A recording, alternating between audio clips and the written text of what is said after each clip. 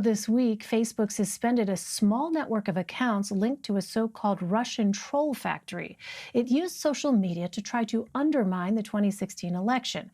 Twitter has also suspended 5 Russia-related accounts, and that's not the only Russian meddling news this week. We told you yesterday the Department of Homeland Security confirmed it withheld a July intelligence report warning that Russia is actively targeting Joe Biden's candidacy. The draft bulletin was first reported by ABC News. It raised concerns Russian actors would promote allegations about the Democratic nominee's mental and physical health. DHS cited quality concerns about the bulletin's sourcing as the reason for not publishing it. A DHS bulletin dated today warns that Russia is, quote, amplifying criticisms of vote by mail and shifting voting processes during the pandemic. For more, let's bring in Nina Jankowicz. She's a disinformation fellow at the Wilson Center and the author of How to Lose the Information War. Nina, welcome. Thanks for joining us again.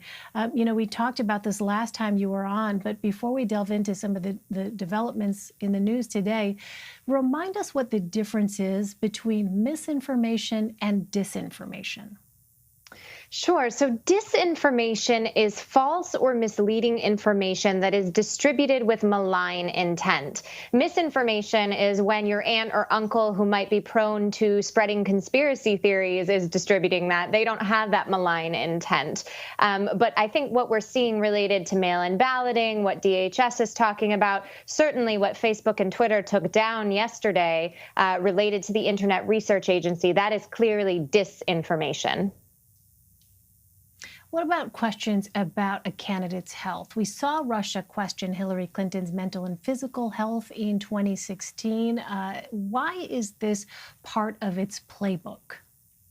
So Russia and other malign actors use things like health or other big questions surrounding hot button issues in society in order to sow distrust in our processes and sow distrust in the candidates themselves.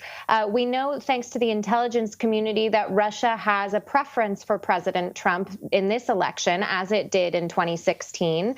And one of the great ways to kind of sow distrust against a candidate is to raise questions about their health. None of these folks, including President Trump himself, are young and spry, and I think voters have legitimate questions about the things required of a candidate, commander-in-chief, and whether these candidates are up to it. And so Russia, again, is taking legitimate concerns that the American people have, legitimate questions that they have, and amplifying them. These aren't necessarily rumors that are seeded entirely by Russia, but they look at the hot button issues, they amplify them in order to sow discord and cause distrust in our society.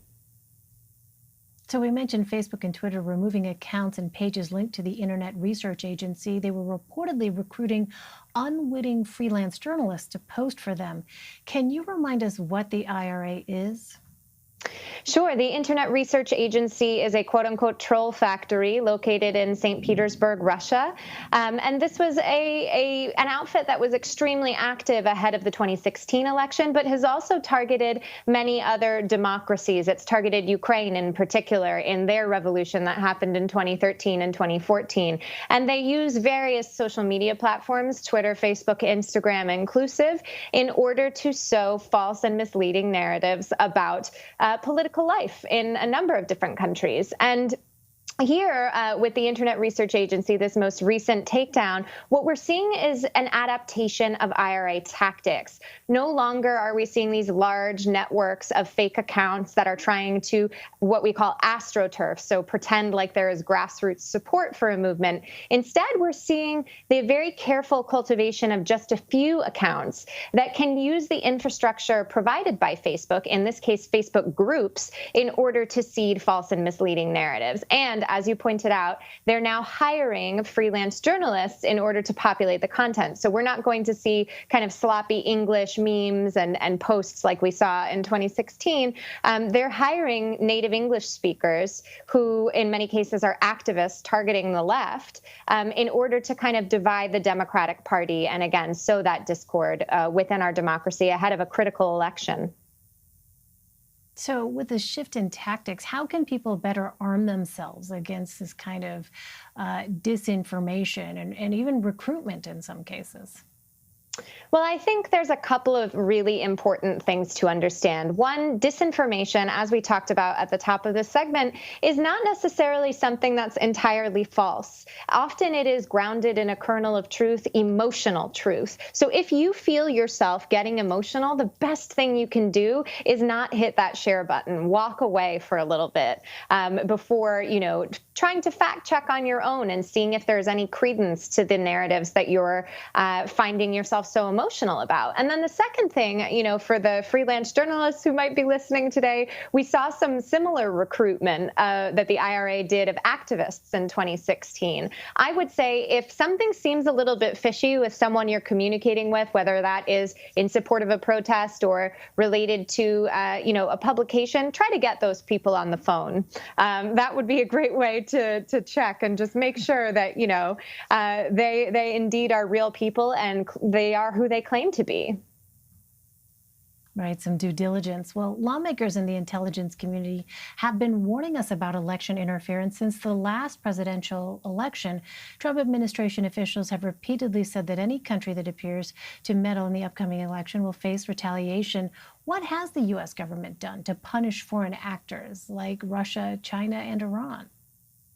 Well, I think it must be said that we are miles away from where we were in 2016. This is an issue that Americans are aware of.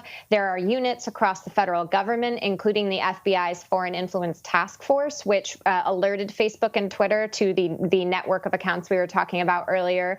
But there's still a lot to be done in terms of holding Russia to account. We have imposed some sanctions early on in the Trump administration on Russian individuals involved in disinformation campaigns. But in terms of really sending a signal to Russia and saying this is not something that we, the United States, or democracies around the world are going to tolerate, we have not really met the target on that. And that's because, we have this policy response, these sanctions, we have, units set up across the government, but we also have President Trump joking with Vladimir Putin about foreign election interference and about quote unquote fake news. He's said to President Putin, I hear you also have a problem with fake news and with journalists, and said something like, we should just get rid of all of them. That's not a joking matter. And that obviously sends a signal to Putin and the Kremlin and to other disinformers like China, like Iran, that it's open season on the United States for disinformation. Right. It is such a complex information landscape right now. Nina Jankowicz. Nina, thank you so much for your insight. Thanks for having me.